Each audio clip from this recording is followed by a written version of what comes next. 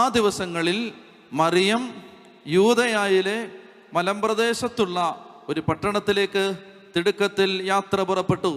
അവൾ സക്കറിയായുടെ വീട്ടിൽ പ്രവേശിച്ച് എലിസബത്തിനെ അഭിവാദനം ചെയ്തു. മറിയത്തിൻ്റെ അഭിവാദനം കേട്ടപ്പോൾ എലിസബത്തിൻ്റെ ഉദരത്തിൽ ശിശു കുതിച്ചു ചാടി. എലിസബത്ത് പരിശുദ്ധാത്മാവ് നിറഞ്ഞവളായി. അവൾ ഉദ്ഘോഷിച്ചു, നീ സ്ത്രീകളിൽ അനുഗ്രഹീതയാണ്, നിന്റെ ഉദരഫലവും അനുഗ്രഹീതം. എൻ്റെ കർത്താവിൻ്റെ അമ്മ, എൻ്റെ അടുത്ത് വരാനുള്ള ഈ ഭാഗ്യം എനിക്കെവിടെ നിന്ന്? ഇതാ നിന്റെ അഭിവാദന സ്വരം എൻ്റെ ചെവികളിൽ പതിച്ചപ്പോൾ ശിശു എൻ്റെ ഉദരത്തിൽ സന്തോഷത്താൽ കുതിച്ചു ചാടി. കർത്താവ് അരുളി ചെയ്ത കാര്യങ്ങൾ നിറവേറുമെന്ന് വിശ്വസിച്ചവൾ ഭാഗ്യവതി. സക്കറിയായുടെ വീട്ടിലേക്ക് പരിശുദ്ധ അമ്മ ചെല്ലുകയാണ്. നമ്മൾ പരിശുദ്ധ അമ്മയെക്കുറിച്ച് സുറിയാനി സഭയുടെ പാരമ്പര്യത്തിൽ പിതാക്കന്മാര് പ്രാർത്ഥനകളിൽ എഴുതി വച്ചിരിക്കുന്നത് മാതാപിതാക്കൾ മരിച്ച് അനാഥയായി തീർന്ന പെൺകുട്ടിയായിരുന്നു പരിശുദ്ധ അമ്മ എന്നാണ്.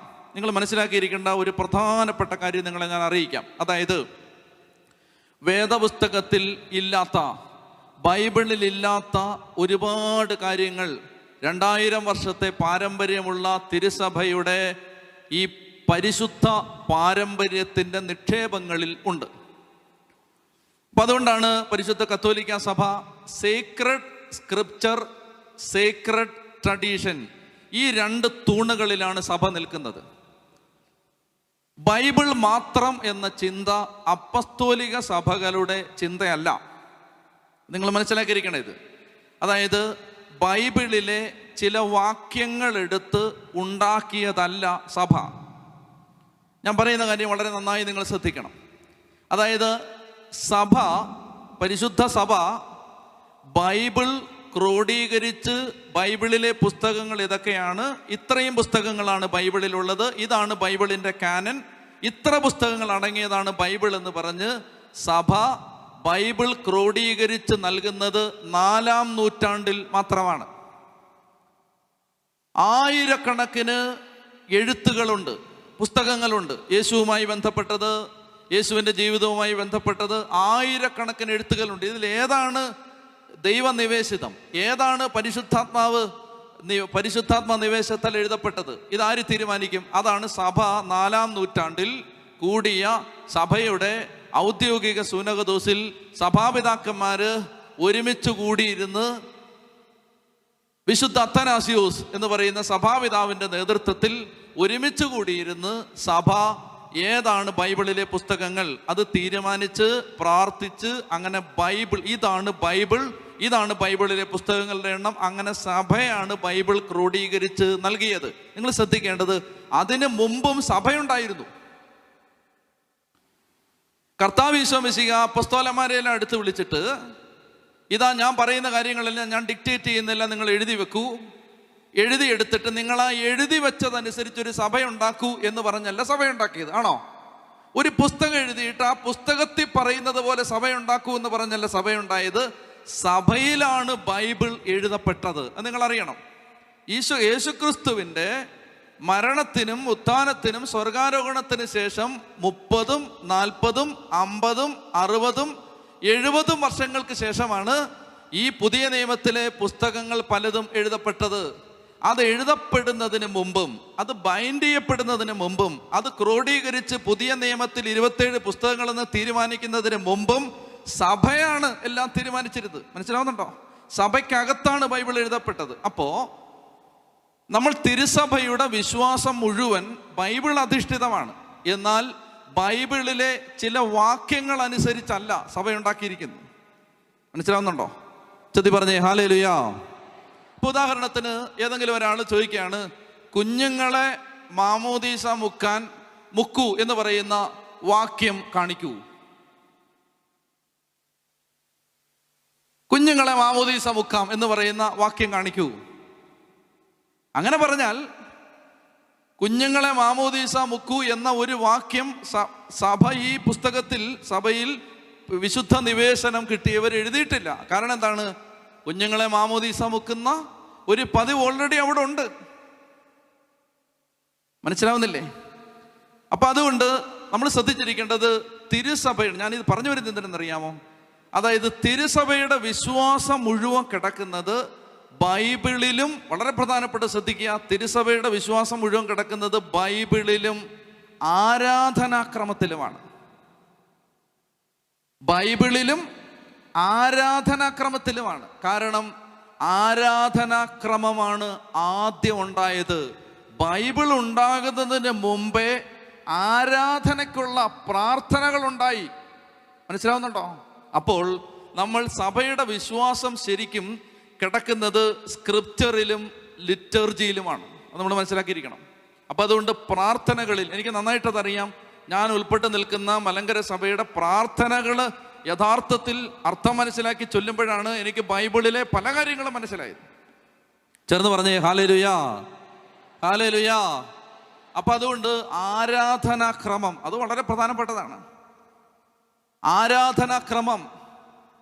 അപ്പോൾ ഇത് പറഞ്ഞു വരുന്നതെന്നറിയാമോ? സുറിയാനി സഭയുടെ പ്രാർത്ഥനകളിൽ പിതാക്കന്മാർ പറഞ്ഞിട്ടുണ്ട് പരിശുദ്ധാത്മാവ്. അത് ബൈബിളിലുണ്ടോ? ഇല്ല. പ്രാർത്ഥനയിൽ കിടക്കുകയാണ്. എന്താണ്?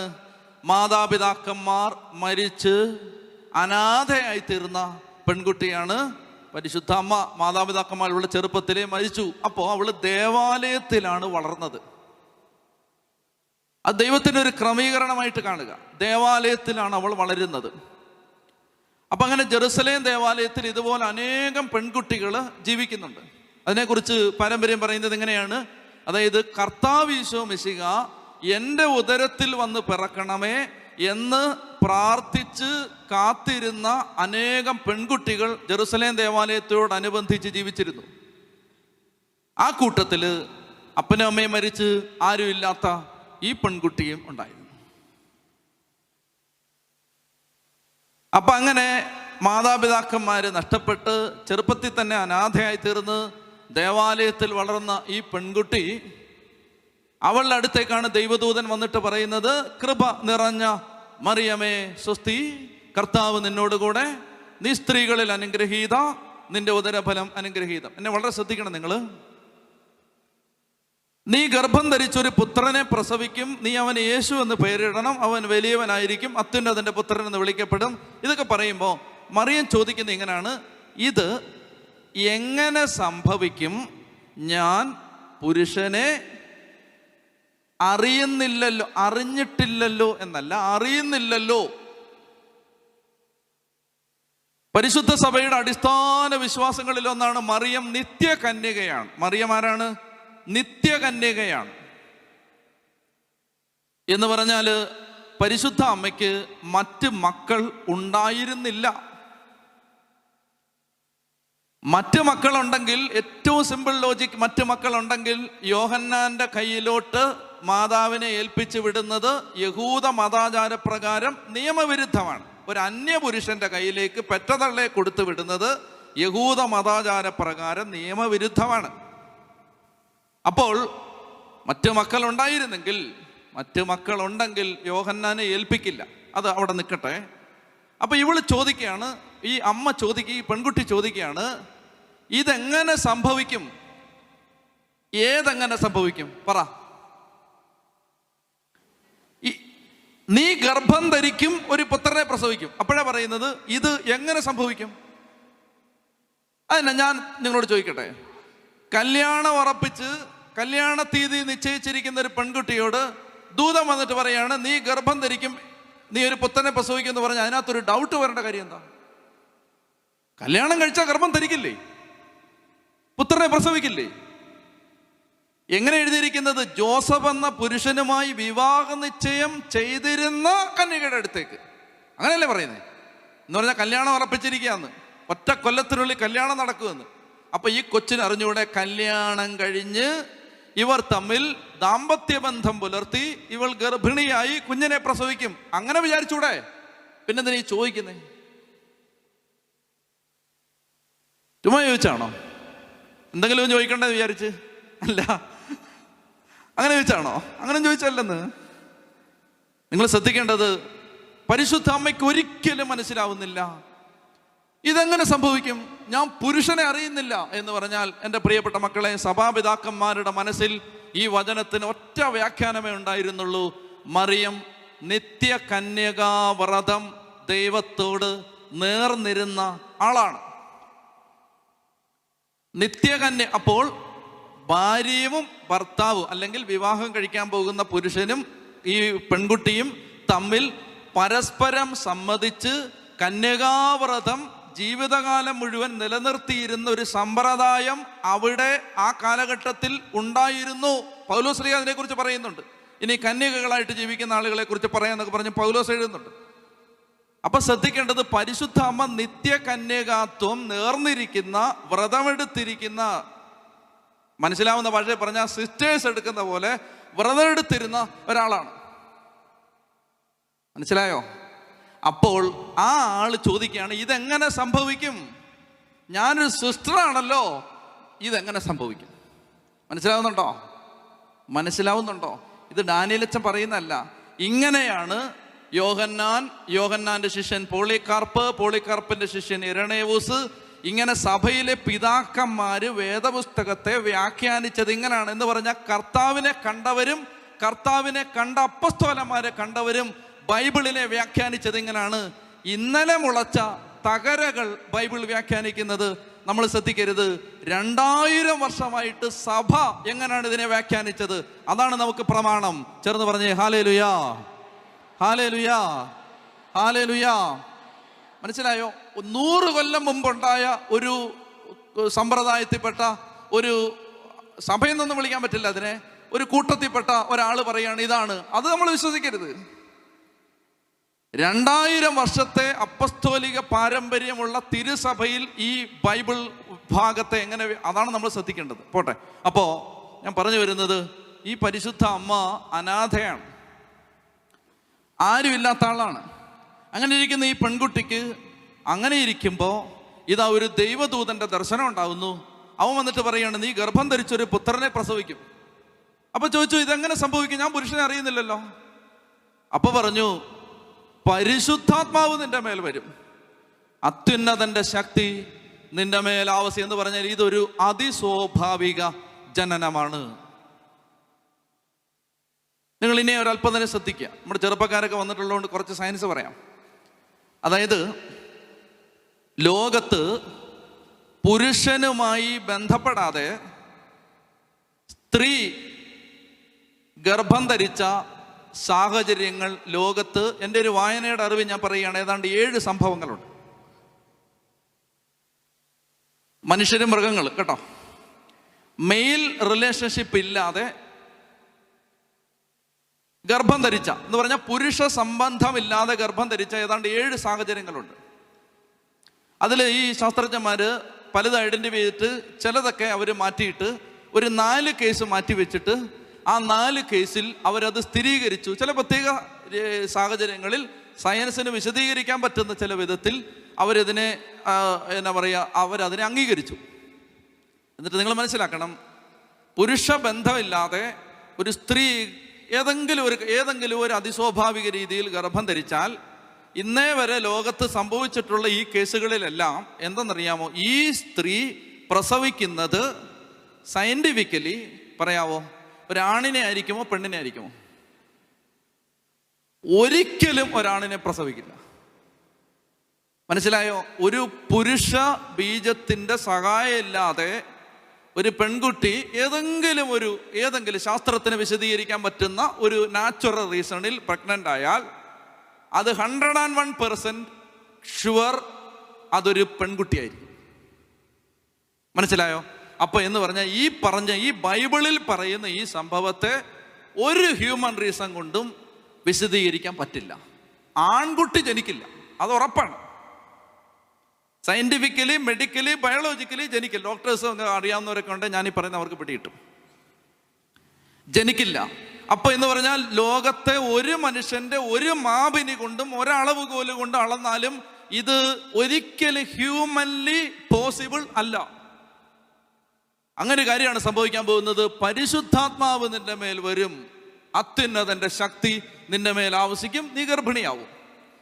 അപ്പൊ ഇതാണ് പരിശുദ്ധ അമ്മയുടെ മനസ്സിൽ കിടക്കുന്നത്. ഇത് ആരോട് പറയും? ഇത് ആരോടേലും പറഞ്ഞാൽ വല്ലവരും മനസ്സിലാക്കും. ഇപ്പൊ ഞാൻ സിമ്പിളായിട്ട്, നിങ്ങൾ തമാശയായിട്ട് ഞാൻ മനസ്സിലാക്കാൻ വേണ്ടി പറയുകയാണ്, ഞാൻ ഗർഭിണിയാണെന്ന് ഞാൻ നിങ്ങളോട് പറഞ്ഞാൽ നിങ്ങൾ ആരെങ്കിലും വിശ്വസിക്കുമോ? ഞാൻ പറയാം, കൺവെൻഷൻ്റെ സമാപന ദിവസത്തിൽ നിങ്ങൾക്കൊരു വാർത്ത ആയിക്കോട്ടെ എന്ന് വിചാരിച്ച് പറയുകയാണ്, ഞാൻ ഗർഭിണിയാണ്, തൽക്കാലം ആരോട് പറയണ്ട, കുറച്ചാളൂടെ കഴിയട്ടെന്ന് ഞാൻ പറഞ്ഞാൽ നിങ്ങൾ ആരെങ്കിലും വിശ്വസിക്കുമോ? കുഞ്ഞിന് ഇഷ്ടപ്പെട്ടു, സന്തോഷം. അപ്പോൾ അങ്ങനെ ആരും വിശ്വസിക്കില്ല. അത് എന്ന് പറഞ്ഞാൽ അത് ആര് വിശ്വസിക്കാനാണ്? അത് അയാൾക്ക് തലയ്ക്ക് സുഖമില്ലെന്നേ പറയൂ. കുറേ കാലമായിട്ട് ഇങ്ങനെ അതിൻ്റെ ലക്ഷണങ്ങൾ കണ്ടുവരുന്നുണ്ട്, ഇപ്പം മൂത്തതാണ് എന്നേ പറയൂ. അപ്പൊ ഈ പരിശുദ്ധ അമ്മ ഇത് ആരോട് പറയും? അങ്ങനെ ഇരിക്കുമ്പോഴാണ് ഈ ദൂതൻ പറയുന്നത്, നിന്റെ ചാർച്ചക്കാരി എലിസബത്ത് വന്ധ്യയെന്ന് ലോകം പറഞ്ഞിരുന്ന, ഡോക്ടർ സർട്ടിഫിക്കറ്റ് കൊടുത്ത് ബാരൻ, ഇനി നടക്കില്ല, medically and biologically not possible എന്ന് പറഞ്ഞിരുന്ന ആ എലിസബത്ത് ഇപ്പോ ഗർഭിണിയാണ്, അവക്കിത് 6-ാം മാസമാണ്. അപ്പൊ ലോകത്താരോടെങ്കിലും ഇത് പറഞ്ഞാൽ വിശ്വസിക്കുന്ന ഒരൊറ്റ ആളെ ഈ അനാഥയായ പെൺകുട്ടിക്ക് പരിചയമുള്ളൂ. അതാരാണ്? അത് എലിസബത്താണ്. മനസ്സിലായോ എന്തിനാണ് ഈ ഓട്ട ഓടിയെന്ന്? അതിൻ്റെ ഹ്യൂമൻ റീസൺ ആണ് ഞാൻ പറയുന്നത്. ഈ ഓട്ട ഓടിയതിൻ്റെ കാരണം ഇതാണ്. ഈ കാര്യം പറഞ്ഞ കൊച്ച് അത് സത്യാടി, എനിക്കും അങ്ങനായിരുന്നു എന്ന് പറയാൻ പറ്റുന്ന ഒരൊറ്റ ആളെ ആ നാട്ടിൽ, ആ ലൊക്കാലിറ്റിയിൽ നമുക്ക് പരിചയമുള്ളൂ. അപ്പൊ എന്ത് ചെയ്തു? തിടുക്കത്തിൽ, അതുകൊണ്ടാണ് പറയുന്നത് ആ ദിവസങ്ങളിൽ. അപ്പൊ ഇതെല്ലാം വന്ന് ദൂതം വന്നു, ഈ കാര്യമെല്ലാം പറഞ്ഞു. ആദ്യം ഒരു പേടിയാണ്, ഒരു അസ്വസ്ഥതയാണ്, ഒരു ചോദ്യങ്ങൾ മാത്രം, ഉത്തരവില്ലായ്മ. അതിൻ്റെ നടുവിൽ നിൽക്കും. 1-2 ദിവസങ്ങൾ അങ്ങനെ കഴിഞ്ഞു. അപ്പൊ ഇനിയിപ്പോൾ എന്തെങ്കിലും ചെയ്തേ പറ്റൂ. ഇതിപ്പോൾ മറച്ചു പിടിക്കാൻ പറ്റുമോ? പറ്റില്ല. ഓരോ ദിവസം കഴിയും തോറും വയറ് വീർത്ത് വരും. അപ്പോൾ വെള്ളം കോരാൻ ചെല്ലുമ്പോഴും പിന്നെ ആ ചന്തയിൽ ചെല്ലുമ്പോഴും ഒക്കെ ആളുകൾ ചോദിക്കും, എന്നാടി പതിവില്ലാത്ത ഒരു മാറ്റം എന്ന് ചോദിക്കുമ്പോൾ ഇതിനൊരു എക്സ്പ്ലനേഷൻ കൊടുക്കണം. അതുകൊണ്ട് അവൾ എന്നാ ചെയ്തു? ഇതിപ്പോൾ എന്തെങ്കിലും ചെയ്തേ പറ്റൂ. അപ്പോഴാണ് ദൂതൻ പറഞ്ഞത്, ഓർത്തത്, നിന്റെ ചാർച്ചക്കാരി എലിസബത്ത് ഇതുപോലൊരു അതിസ്വാഭാവിക അത്ഭുതം നടന്ന് ഗർഭിണിയായിട്ടുണ്ട്. വേഗം ഈ അമ്മ യൂദയായുടെ മലഞ്ചെരുവുകളിലൂടെ ഒരു പട്ടണത്തിലേക്ക് തിടുക്കത്തിൽ യാത്ര പുറപ്പെട്ടു. അവൾ സക്കറിയായുടെ വീട്ടിൽ പ്രവേശിച്ച് എലിസബത്തിനെ അഭിവാദനം ചെയ്തു. എന്നെ ശ്രദ്ധിക്കുക, സക്കറിയായുടെ വീട്. നമ്മൾ ബൈബിൾ ശ്രദ്ധിച്ച് വായിക്കുമ്പോൾ വരികൾക്കിടയിൽ വലിയ വെളിപ്പെടുത്തലുകൾ ബൈബിൾ ഒരുക്കി വെച്ചിട്ടുണ്ട്. പ്രത്യേകിച്ച് നിങ്ങൾ എന്നെ ഒന്ന് ശ്രദ്ധിച്ചിരിക്കുക. ഞാൻ പറഞ്ഞു വരുന്നത്, ഈ ലൂക്കാ സുവിശേഷം ആരംഭിക്കുന്നത് ഒരു പുരോഹിതന്റെ വീട്ടിലേക്ക് ക്യാമറ തിരിച്ചുകൊണ്ടാണ്. നിങ്ങൾ മനസ്സിലാക്കിയിരിക്കേണ്ടത്, ഒരു പുരോഹിതന്റെ വീട് പരിചയപ്പെടുത്തിക്കൊണ്ടാണ് ഈ സുവിശേഷം ലൂക്ക ആരംഭിക്കുന്നത്.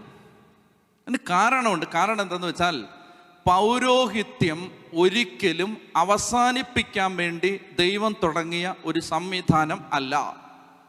നന്നായിട്ട് ശ്രദ്ധിക്കുക.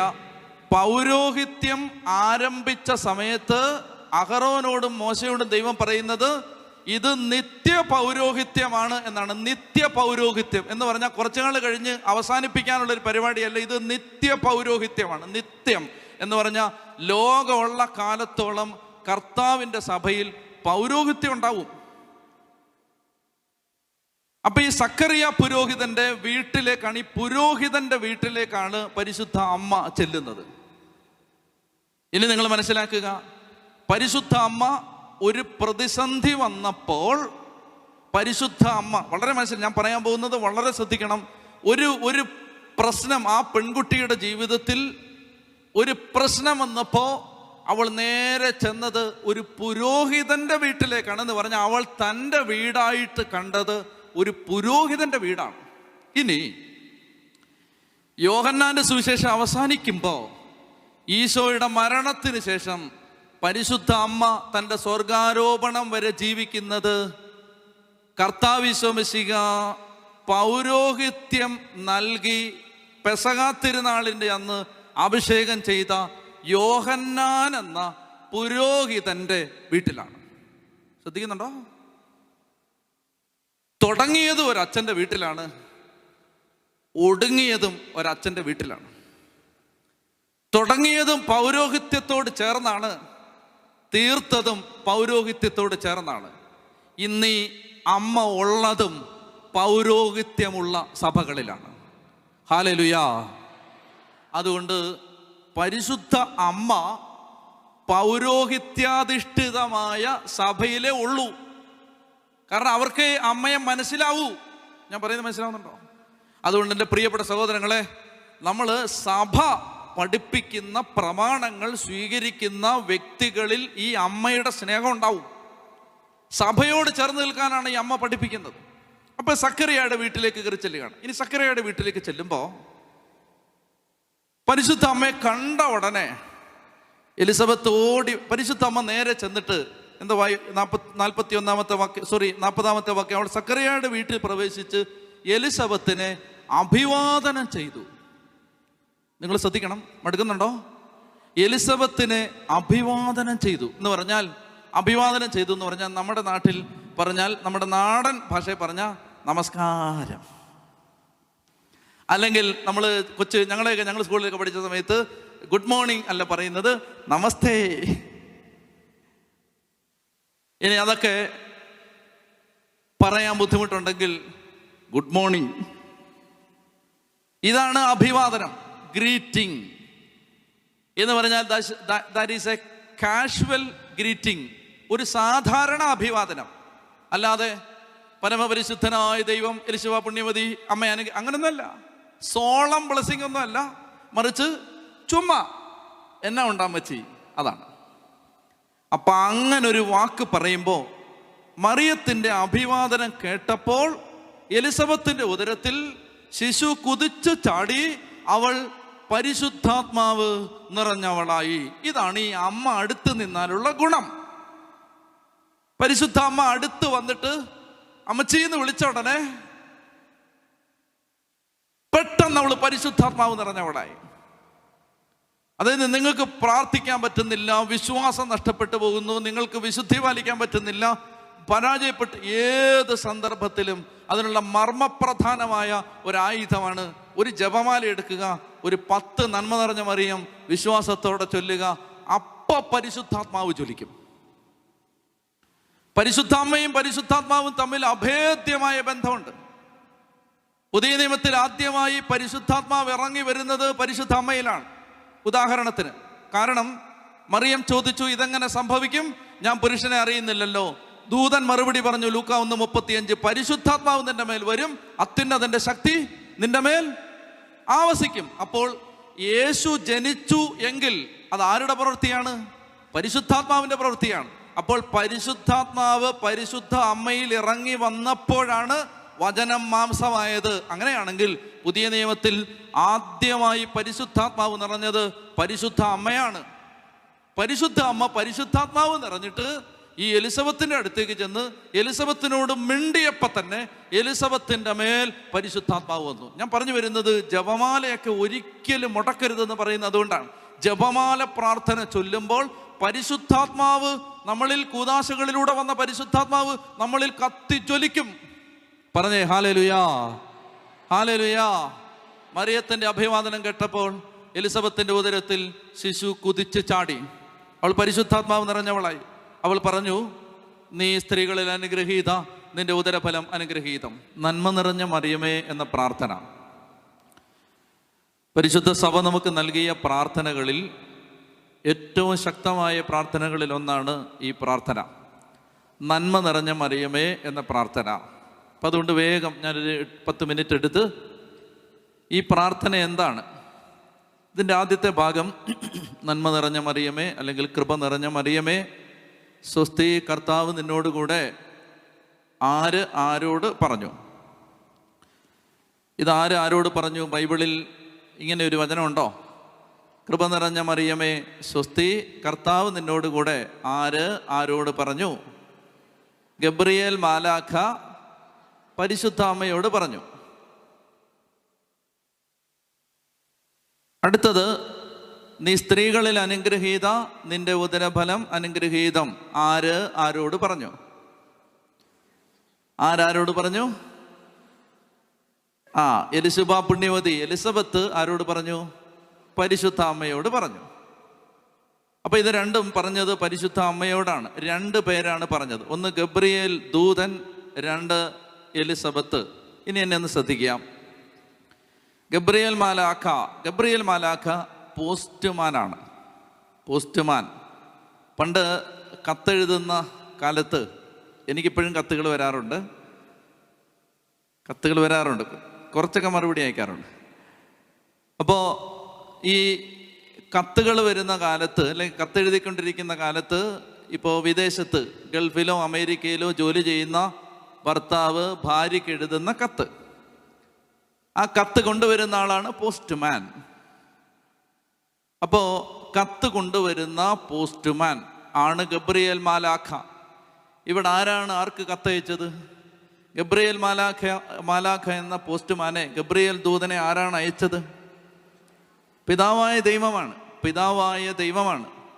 അപ്പോൾ പിതാവായ ദൈവം ഈ പോസ്റ്റ്മാനെ അയച്ചു. എന്നിട്ട് പറഞ്ഞു, പരിശുദ്ധ അമ്മയോട് ഇങ്ങനെ പറയണം, ദൂതൻ്റെതായ അഭിപ്രായമില്ല. ദൂതൻ ഈസ് മെസ്സഞ്ചർ, ഏഞ്ചൽ, സന്ദേശവാഹകനാണ്, പോസ്റ്റ്മാനാണ്. അപ്പോൾ പോസ്റ്റ്മാൻ്റെതായ സന്ദേശം ഇല്ല. പോസ്റ്റ്മാൻ സന്ദേശം കൊടുത്തുവിട്ട ആളുടെ സന്ദേശം കൈമാറുന്ന ആളാണ്. അപ്പം അങ്ങനെ വരുമ്പോൾ ഗബ്രിയേൽ മാലാഖ മറിയത്തോട് പറഞ്ഞ വാക്കുകൾ യഥാർത്ഥത്തിൽ ആ വാക്കുകളുടെ ഉത്തരവാദിത്വം ആരുടേതാണ്? പിതാവായ ദൈവത്തിൻ്റെതാണ്. അപ്പോൾ സത്യത്തിൽ ഇത് പിതാവായ ദൈവത്തിൻ്റെ വാക്കുകളാണ്. പിതാവായ ദൈവം തൻ്റെ മാനവരാശിയിൽ തനിക്ക് ഏറ്റവും പ്രിയപ്പെട്ട മകളോട് പറഞ്ഞ വാക്കുകളാണിത്. കൃപ നിറഞ്ഞ മറിയമേ സ്വസ്തി, കർത്താവ് നിന്നോടുകൂടെ. അപ്പൊ ദൈവം പറഞ്ഞു വിട്ടതാണ്. കൃപ നിറഞ്ഞ മറിയമേ സ്വസ്തി, കർത്താവ് നിന്നോടുകൂടെ എന്ന് ദൂതൻ പറയുമ്പോൾ, കർത്താവ് നിന്നോടുകൂടെ എന്ന് പറഞ്ഞാലും സത്യത്തിൽ പിതാവ് എന്താണ് ഈ മകളോട് പറഞ്ഞത്? കൃപ നിറഞ്ഞ മറിയമേ, നിനക്ക് സമാധാനം, നിനക്ക് സ്വസ്തി, ഞാൻ നിന്റെ കൂടെ. അപ്പൊ സത്യത്തിൽ ഇതിൻ്റെ ആദ്യ വചനങ്ങൾ നന്മ നിറഞ്ഞ മറിയമേ എന്ന പ്രാർത്ഥനയുടെ ആദ്യത്തെ വാക്കുകൾ പിതാവായ ദൈവത്തിൻ്റെ വാക്കുകളാണ്. സംശയമുണ്ടോ? ഇല്ല.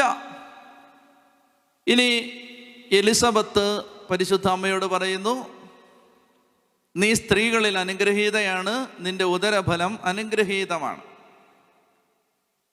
ഈ എലിസബത്ത് അത് പറയുമ്പോൾ നമ്മൾ അല്പം കഴിയുമ്പോൾ അത് വായിക്കും. അവിടെ നമ്മളിങ്ങനെ വായിക്കുന്നുണ്ട്, എലിസബത്ത് ഉറക്കത്തിൽ നിന്ന് എഴുന്നേറ്റ് സുബോധമില്ലാതെ പറഞ്ഞു എന്നല്ല, എലിസബത്ത് കള്ളു കുടിച്ചിട്ട് പറഞ്ഞു എന്നല്ല, എലിസബത്ത് ദേഷ്യം വന്നപ്പോൾ പറഞ്ഞു എന്നല്ല, എലിസബത്ത് അസൂയമൂത്ത് പറഞ്ഞു എന്നല്ല, എലിസബത്ത് പരിശുദ്ധാത്മാവിനാൽ നിറഞ്ഞവളായി ഇങ്ങനെ ഉദ്ഘോഷിച്ചു, നീ സ്ത്രീകളിൽ അനുഗ്രഹീത, നിന്റെ ഉദരഫലം അനുഗ്രഹീതം. ഒരിക്കലൊരു മനുഷ്യൻ എന്നെ ചീത്ത വിളിച്ചു. ഒത്തിരി പേര് ചീത്ത വിളിച്ചിട്ടുണ്ട്. ഒരാളുടെ കാര്യമാണ് ഞാൻ പറയാൻ പോണേ. അപ്പം ഞാൻ ഇയാളെന്തിന് എന്നെ ചീത്ത വിളിക്കുന്നതെന്ന് എൻ്റെ അടുത്തിരിക്കുന്ന ആളോട് ചോദിച്ചപ്പോൾ എൻ്റെ അടുത്തിരുന്ന ആൾ പറഞ്ഞു, വിട്ടേക്കച്ച, കള്ളിൻ്റെ പുറത്താന്ന് പറഞ്ഞു. അപ്പം അത് എന്താ പറഞ്ഞത്? അച്ഛാ, കള്ളിൻ്റെ പുറത്താണ്. ഇപ്പോൾ കള്ള് കുടിച്ചിട്ട് ചീത്ത വിളിച്ച പലരും കള്ളിറങ്ങിയപ്പോൾ എൻ്റെ അടുത്ത് വന്ന് മാപ്പ് പറഞ്ഞിട്ടുണ്ട്. അപ്പോൾ അതച്ഛാ കള്ളിൻ്റെ പുറത്ത് പറഞ്ഞതാണ്. ഇപ്പം നിങ്ങളൊന്ന് ആലോചിച്ച് നോക്കിയേ, മദ്യപിച്ച് മറ്റൊരാളെ തെറി വിളിക്കുന്നു. അപ്പം സത്യത്തിൽ മദ്യലഹരിയിൽ സുബോധം നഷ്ടപ്പെട്ട ആളാണ് തെറി വിളിക്കുന്നത്. അപ്പം അയാളുടെ ബോധത്തെ കൺട്രോൾ ചെയ്യുന്നത് അയാളല്ല, മദ്യമാണ്. അങ്ങനല്ലേ? അത് അയാളെ അപ്പോൾ നിയന്ത്രിച്ചത് അയാളല്ല, മദ്യമാണ്. അപ്പോൾ മദ്യലഹരിയിൽ ഒരാൾ മറ്റൊരാളെ തെറി വിളിച്ചു എന്ന് പറഞ്ഞാൽ മദ്യമാണ് തെറി വിളിച്ചത്, ആണോ? അതെ. അല്ലെങ്കിൽ അയാളെ തെറി വിളിക്കില്ലായിരുന്നു. മദ്യം ഇറങ്ങിയപ്പോൾ അയാൾക്ക് ഭയങ്കര പശ്ചാത്താപം തോന്നുകയും ചെയ്തു. അപ്പം അയാളല്ലല്ലോ തെറി വിളിച്ചത് അയാളുടെ അകത്ത് കിടന്ന മദ്യമാണ്. മദ്യത്തിനും പരിശുദ്ധാത്മാവിനും ഇംഗ്ലീഷിൽ ഒരേ വാക്കാണ്, സ്പിരിറ്റ്. അപ്പൊ സ്പിരിറ്റ് അടിച്ചിട്ടാണ് തെറി വിളിച്ചത്, സ്പിരിറ്റാണ് തെറി വിളിച്ചത്. അപ്പൊ അങ്ങനെയാണെങ്കിൽ എലിസബത്ത് പരിശുദ്ധാത്മാവ് നിറഞ്ഞവളായി. ഒന്ന് ശ്രദ്ധിച്ചേ, പരിശുദ്ധാത്മാവ്, ഹോളി സ്പിരിറ്റ്. അങ്ങനെ പരിശുദ്ധാത്മാവ് നിറഞ്ഞവളായി ഒരാൾ സംസാരിച്ചാൽ, പരിശുദ്ധാത്മാവ് നിറഞ്ഞ് സംസാരിച്ചാൽ സത്യത്തിൽ അയാളല്ല സംസാരിക്കുന്നത്, മറിച്ച് ആരാണ് സംസാരിക്കുന്നത്? പരിശുദ്ധാത്മാവാണ് സംസാരിക്കുക. അങ്ങനെയാണെങ്കിൽ എലിസബത്ത് പറഞ്ഞ വാക്കുകൾ, നീ സ്ത്രീകളിൽ അനുഗ്രഹീത, നിന്റെ ഉദരഫലം അനുഗ്രഹീതം, അതിൻ്റെ ആ വാക്കുകളുടെ പരിപൂർണ ഉത്തരവാദിത്വം പരിശുദ്ധാത്മാവിൻ്റെതാണ്, ആണോ? അപ്പം അങ്ങനെയാണെങ്കിൽ പിതാവ് പറഞ്ഞ വാക്കും പരിശുദ്ധാത്മാവ് പറഞ്ഞ വാക്കും. ഇനി പരിശുദ്ധാത്മാവ് എന്താ പറഞ്ഞേ? നീ നല്ല വീട്ടിൽ പിറന്നു എന്നല്ല പറഞ്ഞത്, നീ പുരോഹിതന്റെ നീ ദേവാലയത്തിൽ വളർന്ന മകളാന്നല്ല പറഞ്ഞത്, നിന്നെ എനിക്ക് ഇഷ്ടമായി അങ്ങനെയൊന്നുമല്ല പറഞ്ഞത്. മറിയത്തോട് പറയുന്നത്, പരിശുദ്ധ അമ്മയോട് പറയുന്നത്, നിന്റെ ഉദരഫലം, അതാരാണ് ഉദരഫലം?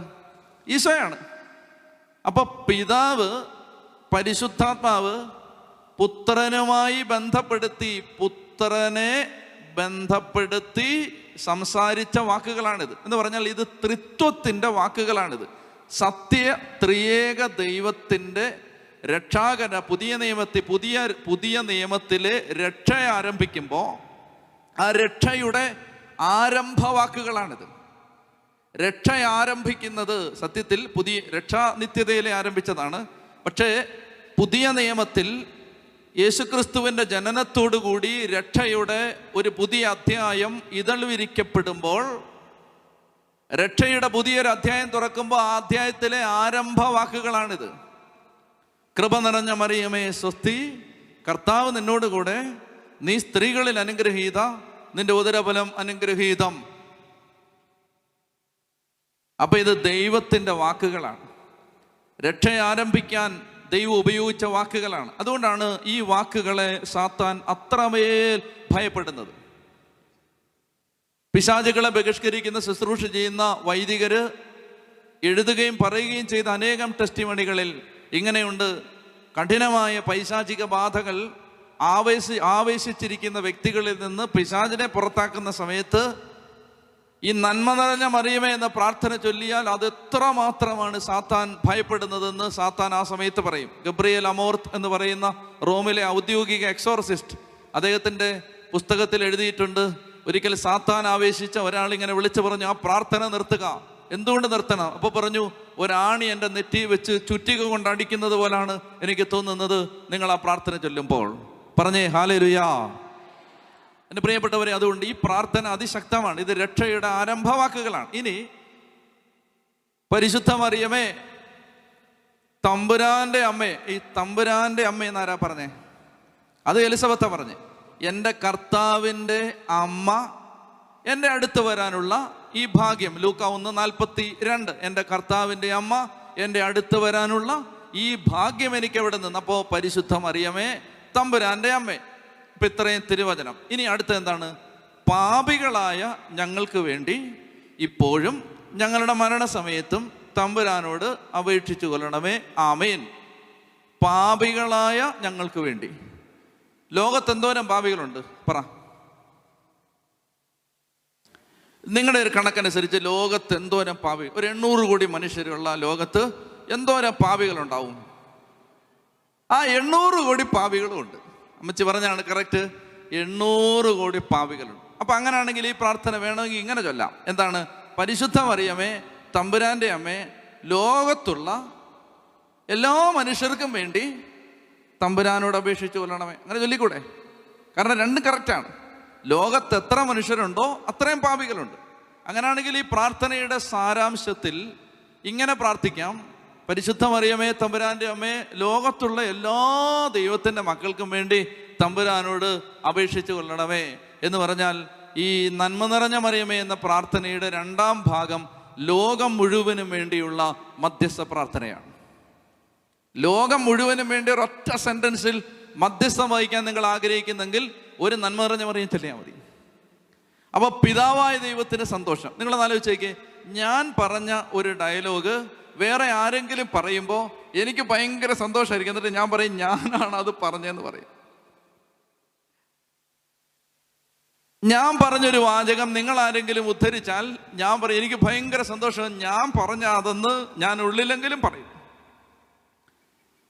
പിതാവായ ദൈവം പുതിയ നിയമത്തിലെ രക്ഷാകര സംഭവത്തിൻ്റെ പുതിയൊരു അധ്യായം തുറക്കുമ്പോൾ ഉച്ചരിച്ച ഈ വാക്കുകൾ പ്രപഞ്ചത്തിൻ്റെ ഏതെങ്കിലും ഒരു കോണിലിരുന്ന ഒരു സാധാരണ വിശ്വാസി, ഒരു പാവ അമ്മച്ചി, പാവ ഒരു അപ്പച്ചൻ, ഒരു ചേട്ടൻ, ഒരു ചേച്ചി അത് ചൊല്ലുന്ന സമയത്ത് സ്വർഗത്തിന്, പിതാവായ ദൈവത്തിന് ഭയങ്കര സന്തോഷം ഉണ്ടാവും.